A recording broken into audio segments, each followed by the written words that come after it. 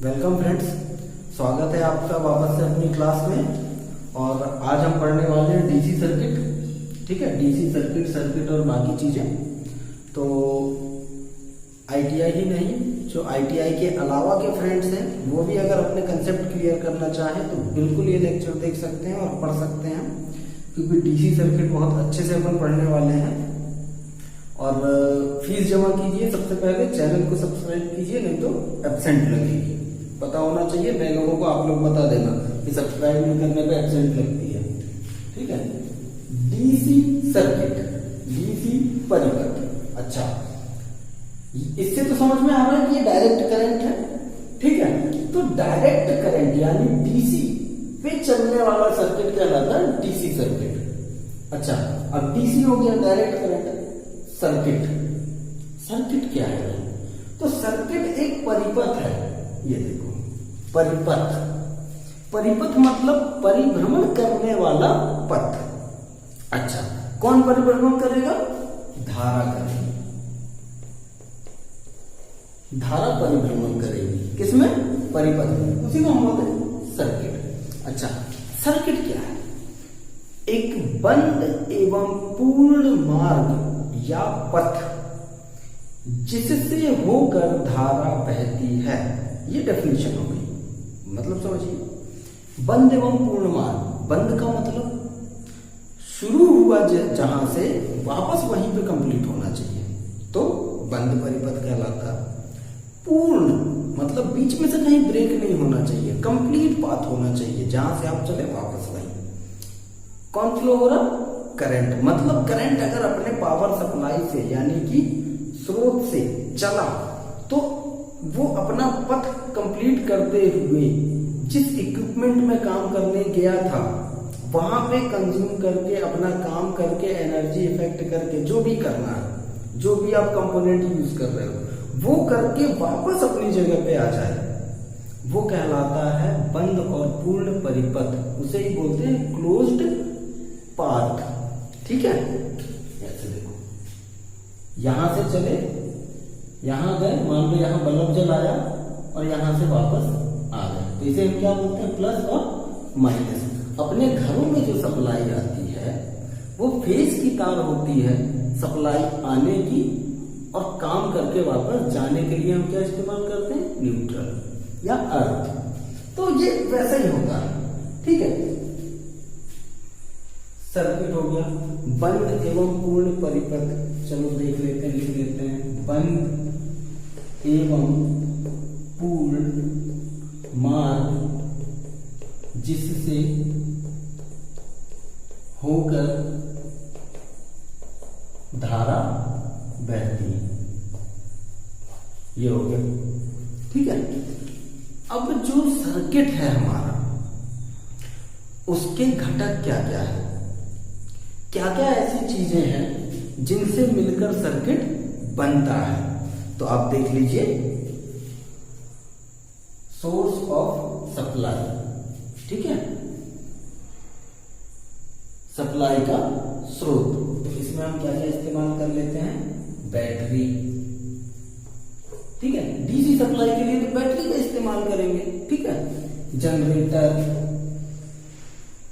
ठीक है, फिर उसके बाद अगर हम अपने सर्किट की बात करेंगे, ठीक है भाई, जहां से पावर है उससे मतलब नहीं, जहां से हम ले रहे हो तो हम सॉकेट भी बोल सकते हैं। हम कहां से ले रहे हैं? सॉकेट से पावर ले रहे हैं किसी सर्किट के लिए। जब आप सॉकेट से लेते हो तो आपके लिए विद्युत स्रोत क्या हो जाता है? सॉकेट हो जाता है। लेकिन आ कहां से रहा है? बैटरी से या जनरेटर से। तो ये इतनी तरह की चीजें आप डिफाइन कर सकते हो कि सोर्स ऑफ सप्लाई के लिए। फिर उसके बाद आपके पास आ जाता है सेफ्टी डिवाइस। ठीक है, सुरक्षा युक्ति।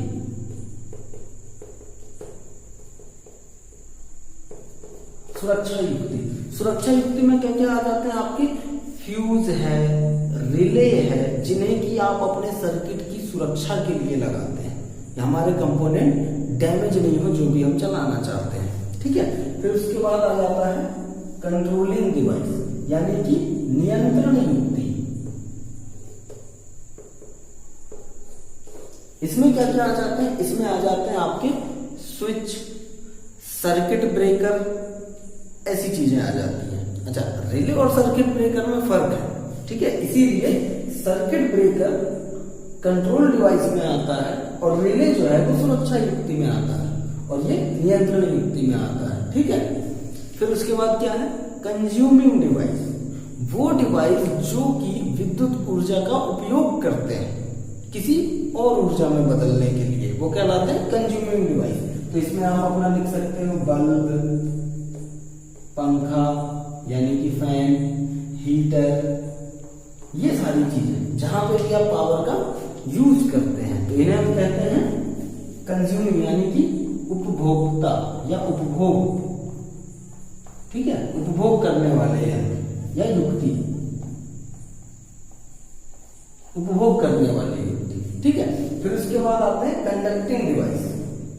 सब भाई सबसे मेन तो यही है, धारा तो इसी से होकर गुजरनी है, मतलब ये कहलाए जाते हैं या तो वायर या तार। इन्हें हम कहें अगर हिंदी में तो चालन युक्ति, जिसे हम चालक के रूप में उपयोग करते हैं, ठीक है। तो आपने क्या किया, सप्लाई के लिए बैटरी लगा ली या जनरेटर लगा लिया या सॉकेट से सप्लाई ले ली। सेफ्टी डिवाइस के लिए आपने स्विच वगैरह लगा दिए, रिले लगा दिए, ठीक है, स्विच, रिले, ठीक। फिर यहाँ पे आपने क्या लगा दिया, मान के चलो कंट्रोल, सॉरी स्विच यहाँ पे नहीं आएगा, स्विच यहाँ पे आएगा कंट्रोल डिवाइस में। यहाँ पे आपके आ जाएंगे फ्यूज और रिले और यहाँ पे आ जाएगा स्विच और सर्किट ब्रेकर, ठीक है। फिर उसके बाद आपने लगा दिया कंज्यूमिंग डिवाइस जहां पे आपको पावर का इस्तेमाल करना है। फिर उसके बाद आपने लगा दिया कंडक्टिंग डिवाइस, हालांकि इसके बगैर कुछ भी नहीं होना, ठीक है। अब आप यहाँ पे देख सकते हैं ये सर्किट के पूरे घटक हैं। अच्छा, सर्किट को आप एक बार फिर से समझिए कि अगर इन सारी चीजों का उपयोग करके हम कोई सर्किट बनाते हैं तो वो आखिर में क्या कहलाता है। तो अब डीसी सर्किट के अंतर्गत देखते हैं परिपथ के प्रकार यानी टाइप्स ऑफ सर्किट।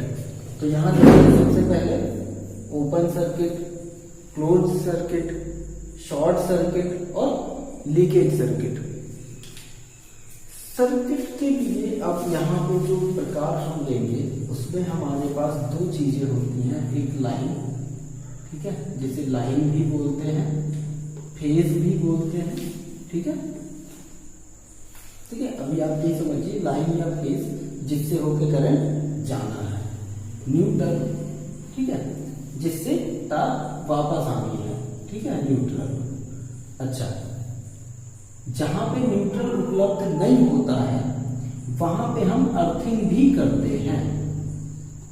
क्या करते हैं, अर्थिंग या ग्राउंड कर देते हैं, ठीक है। तो अब देख लेते हैं सर्किट के प्रकार। ओपन सर्किट, परिपथ में कहीं पे भी ऐसी जगह जहां पे जाके करंट रुक जाए और आगे जाने की जगह ना मिले। सपोज करंट ये ऐसे चला और यहां से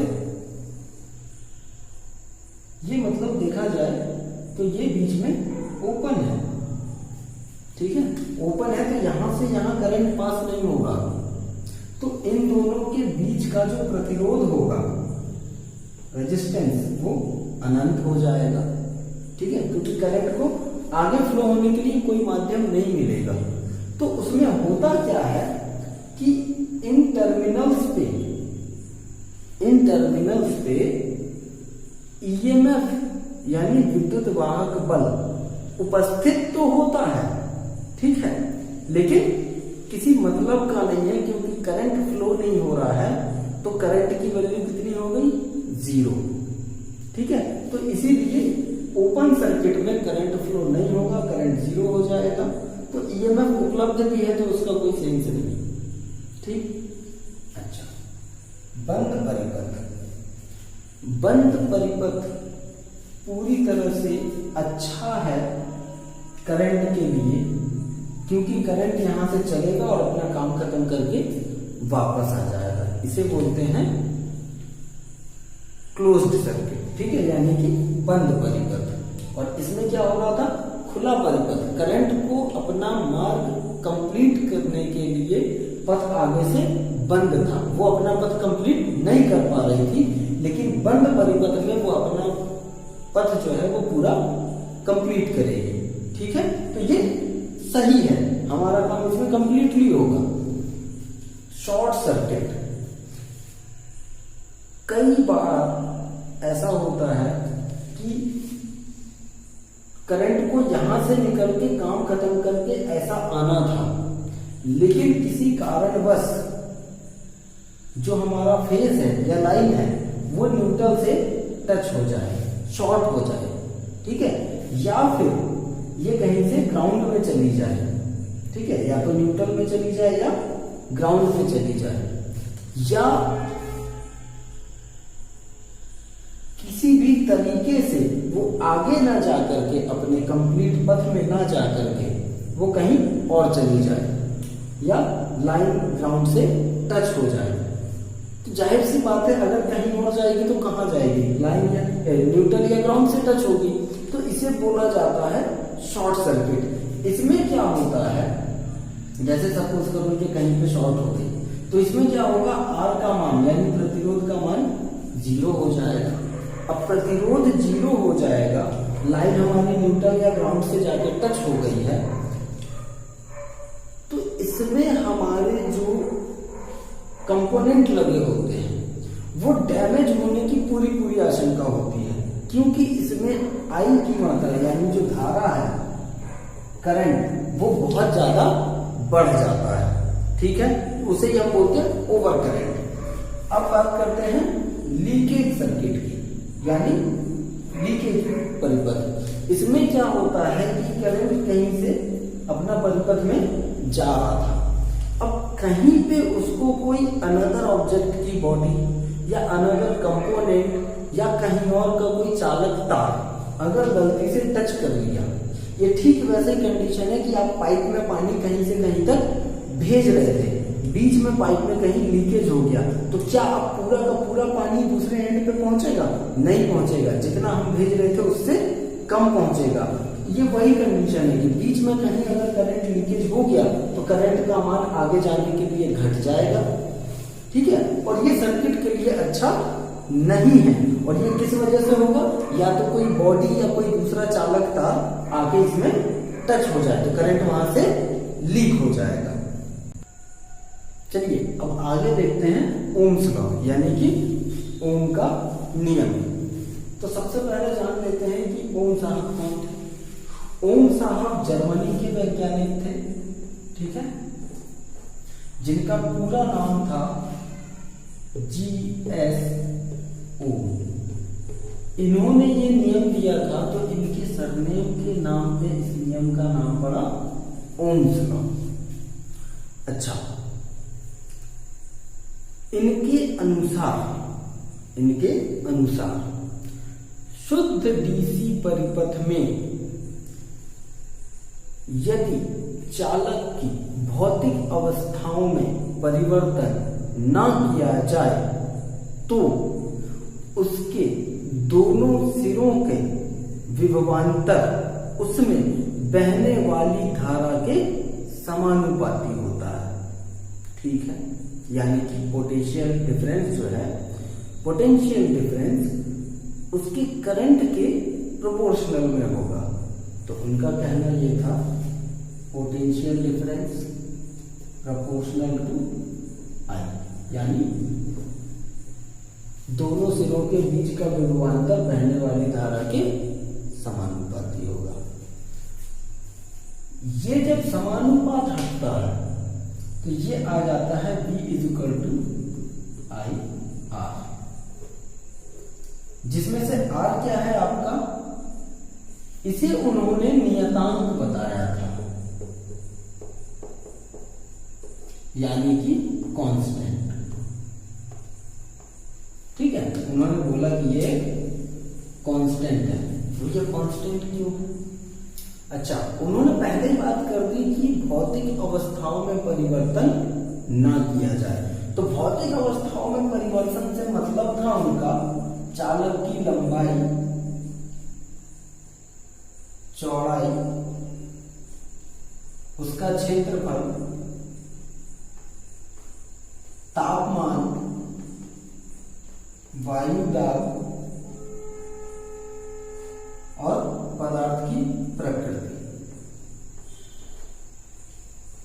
यदि इन चीजों में बदलाव ना किया जाए तो उसके सिरों के बीच का विभव का अंतर यानी विभवांतर बहने वाली धारा के समानुपाती होगा।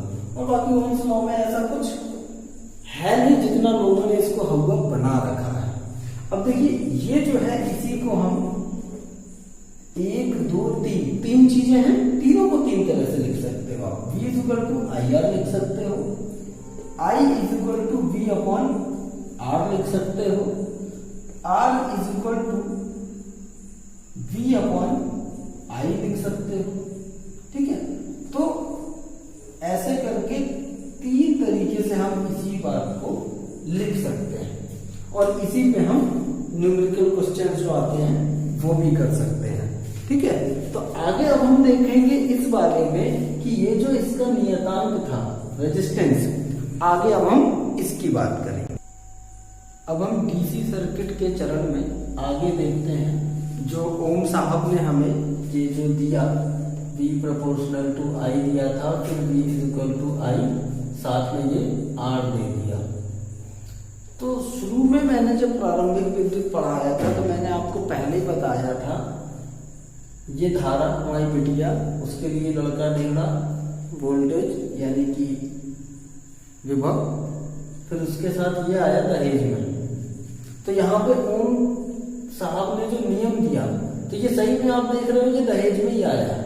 ठीक है, इसे जिसे हमने कांस्टेंट नाम दिया, ये मतलब कांस्टेंट है। तो ये कांस्टेंट क्यों है देख लेते हैं बाद में। अभी फिलहाल ये समझिए कि ये है क्या, कौन है। ठीक है, तो प्रतिरोध। ठीक है, प्रतिरोध को हम R से लिखते हैं। ठीक, ये वही है। अच्छा, करंट के मार्ग में उत्पन्न होने वाली बाधा ये रेजिस्टेंस है, प्रतिरोध। ठीक है, जैसे कि हम लोग रास्ते से कहीं जा रहे हैं, रास्ते में स्पीड ब्रेकर मिलते हैं, ये वैसे कुछ है। तो धारा के मार्ग में उत्पन्न होने वाला अवरोध ये करंट को बहने से रोकता है। तो जो रुकावट आती है करंट के मार्ग में वो कहलाती है प्रतिरोध। अच्छा, जो रोकता है, ठीक है, जो रोकता है वो कहलाता है प्रतिरोधक, रोकने वाला। ठीक है, तो यहां पे हम देख सकते हैं कि हर चालक का अपना एक प्रतिरोध होता है। तो हर चालक प्रतिरोधक हो सकता है लेकिन हर प्रतिरोधक चालक नहीं हो सकता। ये ध्यान रखना, गठान बांध लेना। ठीक है, तो हमने देखा प्रतिरोध, करंट के रास्ते में उत्पन्न होने वाली बाधा। ठीक है, ये प्रतिरोध है। जो उस बाधा को उत्पन्न कर रहा है, ठीक है, वो प्रतिरोधक है। और उसकी जो प्रतिरोध उत्पन्न करने की क्षमता है वो उसकी प्रतिरोधकता है। ठीक है, इन तीनों में कंफ्यूज नहीं होना है। लोग बहुत कंफ्यूज होते हैं तीनों में। प्रतिरोध क्या है भाई? करंट के मार्ग में उत्पन्न होने वाली बाधा। जो ये बाधा उत्पन्न कर रहा वो प्रतिरोधक, और जो उसकी क्षमता है रोकने की वो प्रतिरोधकता। अब इसमें एक और चीज आ जाती है, स्पेसिफिक रेजिस्टेंस, यानी कि विशिष्ट प्रतिरोध। ठीक है, विशिष्ट प्रतिरोध। आप देखो,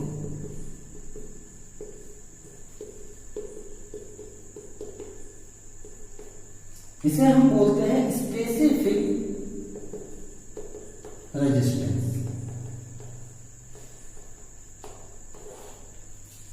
ठीक है, जैसा कि मैंने बताया प्रतिरोधकता, उसकी क्षमता, ये निर्भर करती है उसके पदार्थ की प्रकृति पर कि आपने कौन से पदार्थ का प्रतिरोध या चालक इस्तेमाल किया है। मतलब क्षमता उसी पर निर्भर करेगी, पदार्थ की प्रकृति पर। ठीक है, क्योंकि जो चालक है वो प्रतिरोधक भी है। अच्छा, तो जो आप मटेरियल यूज करोगे उस पर डिपेंड करेगा। विशिष्ट प्रतिरोध 1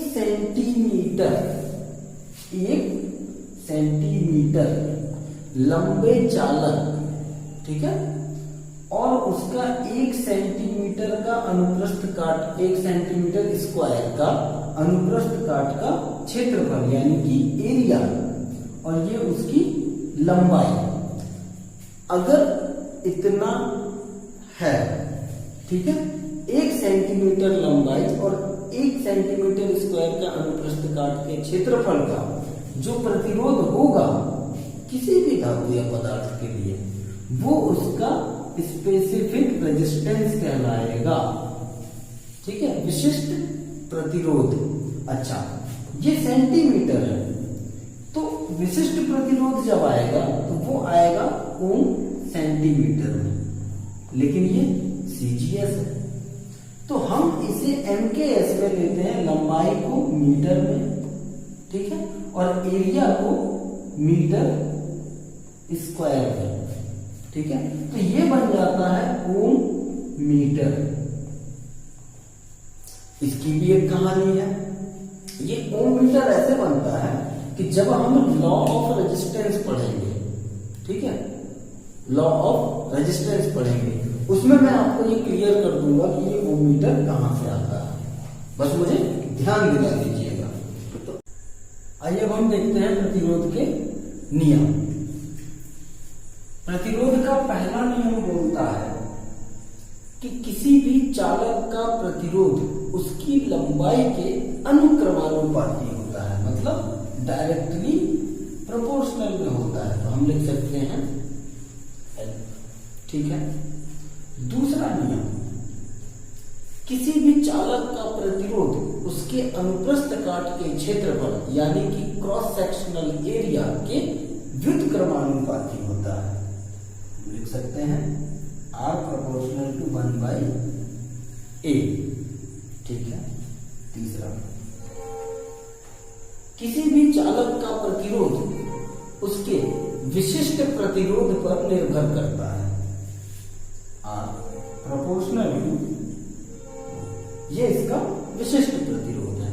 इसके बारे में मैंने आपसे अभी चर्चा भी की थी। अब देख लेते हैं यूनिट।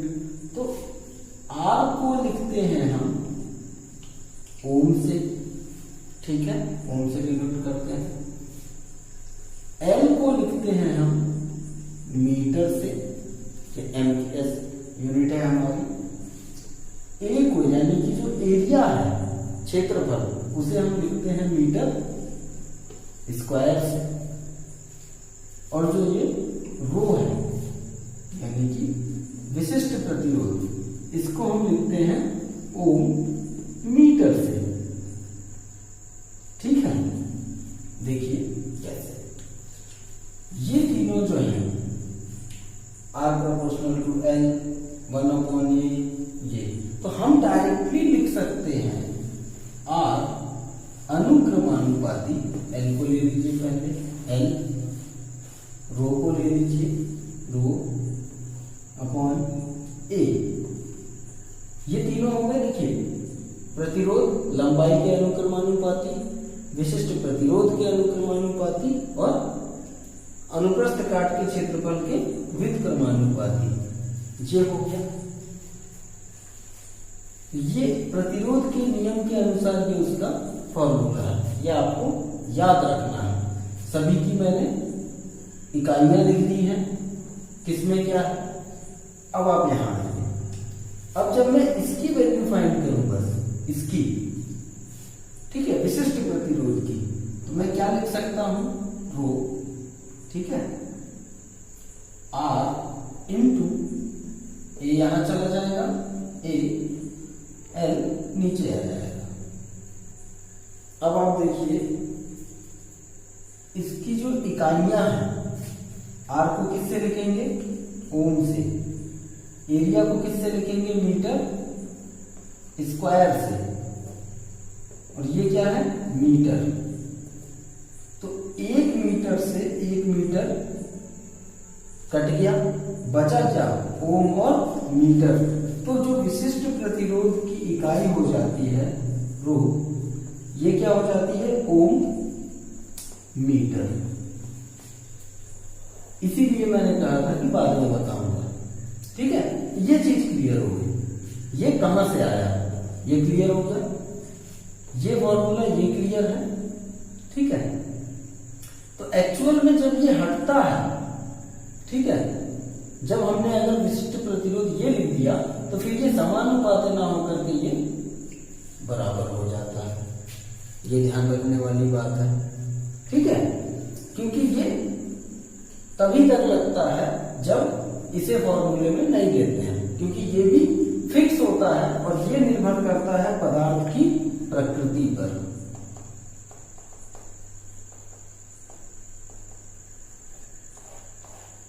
ठीक है, तो दोस्तों आज के लिए इतना ही।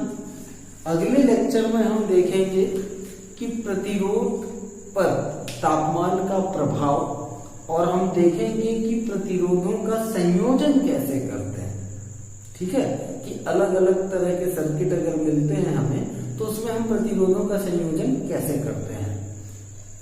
तो तब तक के लिए चैनल को सब्सक्राइब कीजिए, शेयर कीजिए, कमेंट कीजिए वीडियो कैसा लगा, मुझे बताइए कि ये सारी चीजें जो मैंने बताई हैं इसमें आपको कहाँ डाउट हो सकता है, कौन सी ऐसी चीजें हैं जो आपको पढ़ने में डिफिकल्ट लगती हैं, कमेंट करके मुझे बताइए। मैं उन्हीं टॉपिक पे वीडियो बनाऊंगा और इजी वे में आपको समझाऊंगा। ठीक है, तब तक घर में रहिए,